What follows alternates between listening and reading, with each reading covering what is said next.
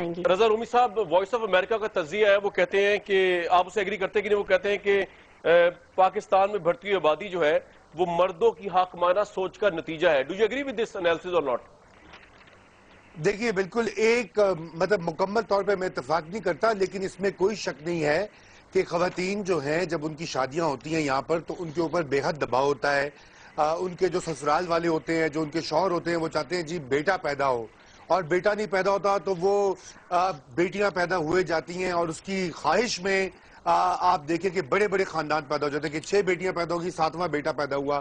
یہ اینگل ضرور ہے۔ اور دوسری بات یہ ہے کہ اگر آپ دنیا میں ڈیٹا دیکھیں، اعداد و شمار یا ٹرینڈز دیکھیں، تو بنگلہ دیش میں یا دوسری ایسی جگہ جو ہے وہاں پر جہاں جہاں خواتین زیادہ امپاورڈ ہوئی ہیں، جہاں پہ سیکنڈری ایجوکیشن کمپلیٹ کی ہے یا وہ نوکریاں کری ہیں، تو ان کی فرٹیلیٹی ریٹ کم ہے، یعنی کہ ان کی اوسطاً بچے کم پیدا ہوتے ہیں۔ یہ تو ایک فگر ہے، اور اسی لیے خواتین کی تعلیم کو بہت زیادہ سپورٹ کیا جاتا ہے۔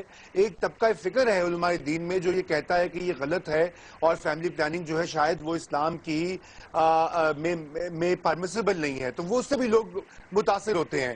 لیکن آپ کے خیال میں ہے فیملی پلاننگ نہیں ہونی چاہیے؟ آپ کے خیال میں کہ ہونی چاہیے؟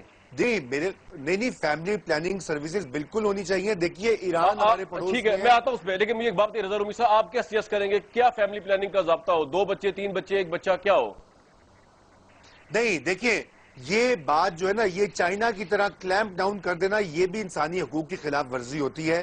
آپ کسی کو مجبور نہیں کر سکتے کہ تمہارا 1 بچہ ہوگا، 2 بچے۔ آپ لوگوں کو ترغیب دے سکتے ہیں، ترغیب دے، اویئرنس دے سکتے ہیں، سروسز مہیا کر سکتے ہیں۔ اگر کسی نے کانٹرسپشن